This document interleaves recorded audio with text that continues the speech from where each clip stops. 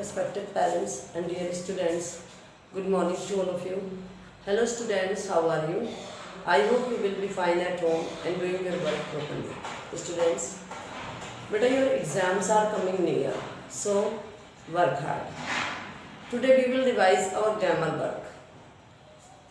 Students, first lesson है parts of speech. तो आप जानते हैं how many parts of speech are there? There are 8 parts of speech. Noun, verb, adverb, adjective, preposition, conjunction और interjection. Noun, all living words are called noun. Pronoun, जो noun के replace में बोले जाते हैं वो कहलाते हैं pronoun. Adjective, जो describing words होते हैं वो adjective होते हैं. Adverb, जो verb को qualify करे वो adverb. और verb, जितने भी action words होते हैं वो verb होते हैं. कंजंक्शन, जो दो सेंटेंसेस, वर्ड्स और फ्रेजेस को लिंक करें, जोड़े, उन्हें लिंकर भी कहते हैं और कनेक्टर्स भी कहते हैं, कंजंक्शन भी कहते हैं. और स्ट्रॉन्ग फीलिंग बताने वाले होते हैं इंटरजेक्शन, जैसे जिसमें ये वर्ड्स यूज होते हैं अलास, अल्लाह, अलास, खुर्रा. ओके, तो अगर आपके पास क्वेश्चन ऐसे आ जाए कि circle verbs and underline adverbs, circle verbs and underline adverb, तो आप क्या करेंगे, कैसे पहचानेंगे कि ये वर्ब है?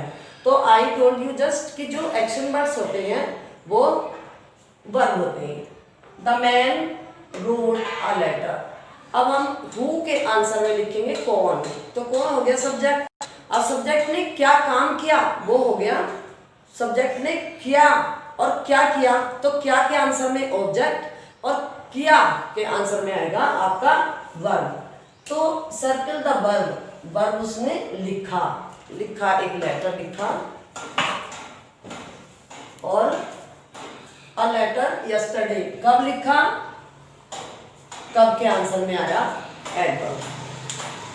Next is open the door soon. Open the door soon, ये इंपेरेटिव सेंटेंसेस है, इसमें सब्जेक्ट छिपा हुआ होता है, बट सून क्या है, टाइम है. Okay, adverb of time, adverb of time. Next is God is everywhere. Where, there, here, up, down, ये क्या होती है हमारी एडवर्ब ऑफ प्लेस होती हैं. नेक्स्ट क्वेश्चन हो जाए आपके लिए कि कलेक्टिव नाउन फिल करिए. कलेक्टिव नाउन फिल करेंगे a dash of sheep, flock of sheep, sheep का झुंड. A dash of grapes, bunch of grapes. Dash of players, team of players.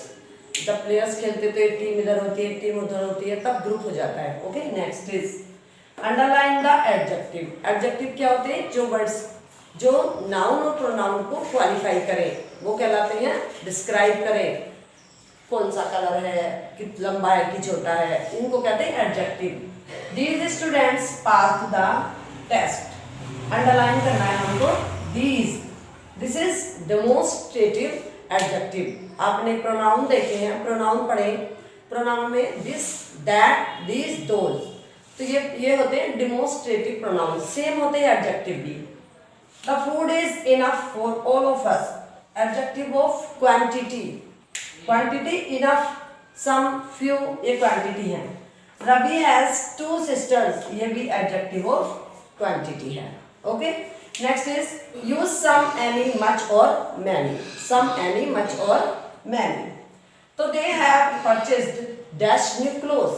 Students, some जब हम काउंट कर सके, एनी नेगेटिव के लिए, सम पॉजिटिव के लिए, एनी इंटरोगेटिव के लिए, सम पॉजिटिव के लिए. ओके, सम ओनली पॉजिटिव के लिए, एनी इंटरोगेटिव और नेगेटिव के लिए.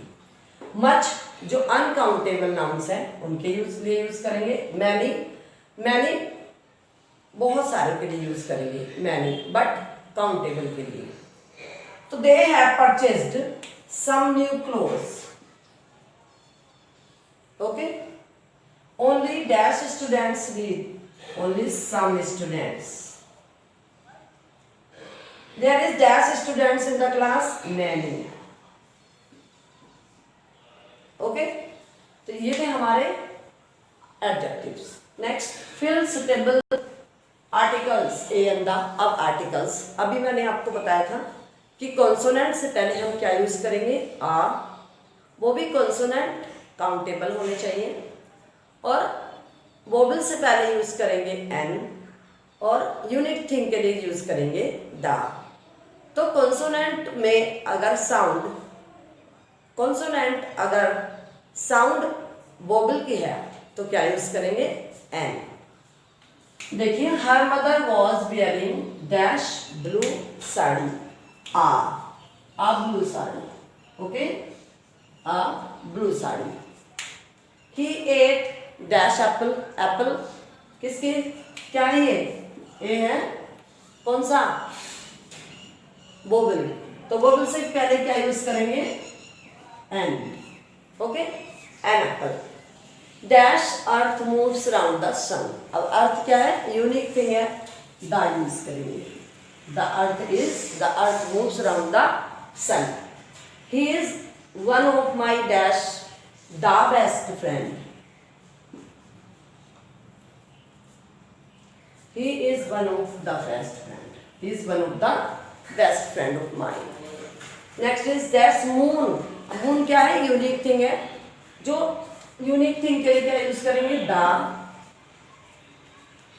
Next is he is dash honest, अब ये कॉन्सोनेंट है बट साउंड किसकी है, ओ की, वोवेल की, तो क्या यूज करेंगे, एन, ओके। तो ये थे स्टूडेंट्स आपका grammar work. Now we will do letter. Okay students, तो हम लेटर कैसे लिखें, you know letter are of two types, formal और इनफॉर्मल। फॉर्मल लेटर्स वो होते हैं जिनमें फॉर्मेलिटी की जाती है, जैसे हम डायरेक्टर को लिख रहे हैं, या स्कूल के प्रिंसिपल को लिख रहे हैं, या किसी एडिटर को लिख रहे हैं, तो ये हो गए आपके फॉर्मल लेटर्स।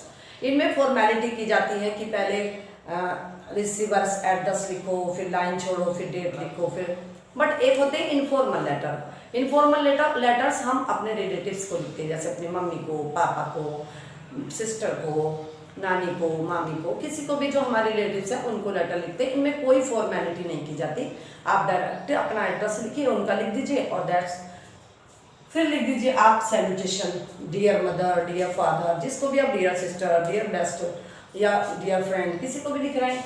उसके बाद आप बॉडी ऑफ द लेटर लिख दीजिए, I am fine here, how are you, I have got good marks in my this examination. Now I am going to get a very good result. Okay? तो आप ऐसे इसकी body लिख सकते हैं। Last में आप लिख देंगे योर लविंग, आपका प्यारा। ओके? ऐसे ही अगर आप कोई फॉर्मल लेटर लिख रहे हैं तो आपको पहले एड्रेस लिखना पड़ेगा, रिसीवर्स एड्रेस लिखेंगे आप पहले। मान लिया कि आप एडिटर को लिख रहे हैं तो द एडिटर, आपका जो एड्रेस है वो 3 लाइन्स की में होना चाहिए, ओनली 3 लाइन से ज़्यादा नहीं होना चाहिए।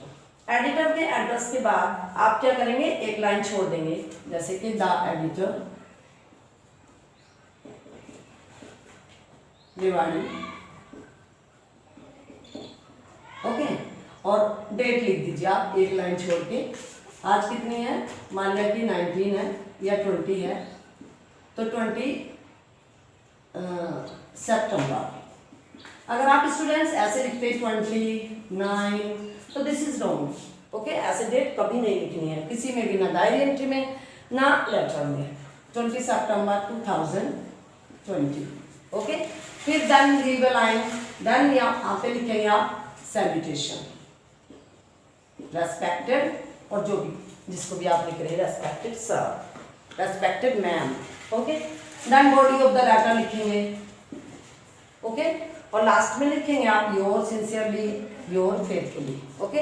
योर लविंग नहीं लिखेंगे आपको, क्योंकि आप फॉर्मल लेटर में लिखते हैं योर लविंग, यहाँ पे आप योर फेथफुली लिख सकते हैं, ओके। ये तो था आपका लेटर लिखने का format. Now we will do discuss about stanza.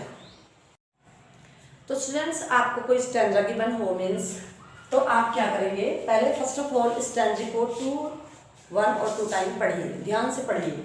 My heart was so light that I sang day and night, for all nature looked gay. You sang, sir, you said. आप समझ गए?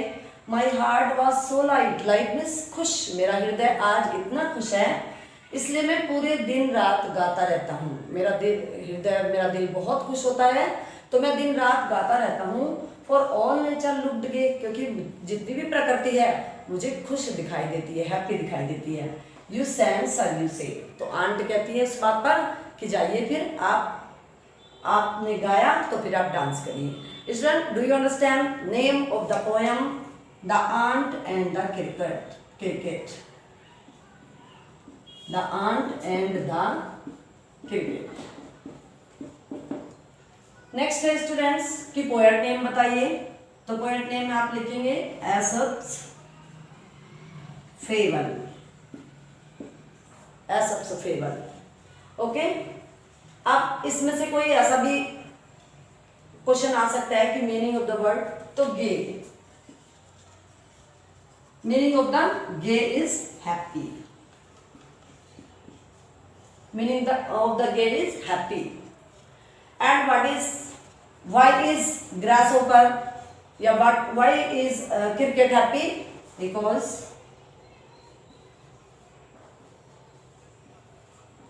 it was summer season में cricket गाता रहता है, तभी तो aunt कहती हैं जाओ कि विंटर में डांस करो। ओके, क्वेश्चन आप ऐसे आंसर दे सकते हैं स्टैंजा की, कोई भी स्टैंजा की 4 क्वेश्चन या 5 क्वेश्चन आपको गिवन होंगे तो आप ऐसे आंसर दे सकते हैं। ओके, नेक्स्ट वर्ब फॉर्म और टेंसेस। तो आप कैसे फिल करेंगे, मीन्स ये समझ लीजिए कि आपको ये फिलअप आ गया। ओके, तो आप क्या करेंगे, ही और यहाँ पे लिखा है आपका सिंग और सिंग्स, तो आप क्या चूज करेंगे सिंग्स और सिंग में? स्टूडेंट्स, मैंने आपको just I told you that subject plus verb first plus S और ईएस होते हैं। ओके, तो ये होता है हमारा सिंगुलर क्या सब्जेक्ट, सिंगुलर सब्जेक्ट के साथ। ओके, और subject plus verb first only होता है प्लूरल। प्लूरल वर्ब में ओनली प्लूरल सब्जेक्ट के साथ only subject plus verb first, और सिंगुलर सब्जेक्ट के साथ subject plus verb first plus S और ईएस। तो अब ही क्या है, सिंगुलर सब्जेक्ट, तो सिंगुलर सब्जेक्ट के साथ एस और ईएस, सिंग्स, आप यहाँ पे फिल कर देंगे। Okay, next is they sing a song. अब दे क्या है, प्लूरल है, प्लूरल के साथ क्या यूज करेंगे, subject plus first form only. फिर से सिंग और सिंग्स होगा, तो आप उसमें क्या करेंगे, सिंग पे आप सिंग और सिंग समान लीजिए, तो आप दे के साथ सिंग यूज करेंगे। ओके, ऐसे ही फ्यूचर टेंस में आई और वी के साथ हम क्या यूज करेंगे, शैल, आई और वी के साथ शैल, और अदर सब्जेक्ट के साथ हम यूज करेंगे विल। ओके, अदर सब्जेक्ट के साथ क्या यूज करेंगे, विल। तो ऐसे ही हम फ्यूचर टेंस कर देंगे। Next is Ram is going to school. अब राम सिंगुलर है, तो राम सिंगुलर के साथ क्या यूज करेंगे, इज, एम, आर, क्योंकि is for singular, am for I और आर फॉर प्लूरल। ये हो गया कंटिन्यूअस टेंस। ओके, ऐसे ही पास्ट कंटिन्यूअस में वाज फॉर सिंगुलर और वर फॉर प्लूरल, और आई के साथ भी इसमें वाज यूज होता है, पास्ट कंटिन्यूअस हो गया। ओके, तो राम सिंगुलर है, क्या यूज करेंगे, is going to school. Sita singular है तो प्रेजेंट इंडेफिनिट हो गया ये, क्योंकि इसमें एस और ईएस है। सीता सिंगुलर है तो सिंगुलर के साथ एस और ईएस वर्ब की फर्स्ट फॉर्म में यूज करेंगे। ओके, प्रेजेंट परफेक्ट टेंस में आई, वी, यू, दे, इनके साथ प्लूरल वर्ब यूज करेंगे। ओके, क्योंकि ये प्लूरल सब्जेक्ट्स हैं। और ही, शी, इट, एनी नेम के साथ ही, शी, इट, एनी नेम, ये क्या है, ये हमारे सिंगुलर सब्जेक्ट्स हैं, सिंगुलर सब्जेक्ट्स हैं। ओके, आई, वी, यू और दे, ये प्लूरल सब्जेक्ट्स हैं। Okay students, do you understand? ये प्लूरल सब्जेक्ट्स हैं, आई, वी, यू, दे, और ही, शी, इट, एनी, नेम, ये सिंगुलर सब्जेक्ट्स हैं। बट ये किसमें है? ओनली सिंपल प्रेजेंट में और प्रेजेंट परफेक्ट में। कंटिन्यूअस में क्या होगा कि कंटिन्यूअस में इज एम आर होंगे, और इज एम आर में आप देख रहे हैं सिंगुलर आई के साथ इज, प्लूरल के साथ आर और आई के साथ एम यूज करेंगे। पास्ट कंटिन्यूअस में सिंगुलर के साथ वॉज और सिंगुलर में आई भी शामिल करेंगे। ओके, क्योंकि आई इस पास्ट कंटिन्यूअस में सिंगुलर में होता है, और प्लूरल के साथ वर्ब यूज करेंगे। ओके स्टूडेंट्स, ये थे आपके टेंसेस के वर्ब फॉर्म। ये था आपका grammar portion. I hope you understood well. Stay home, stay safe.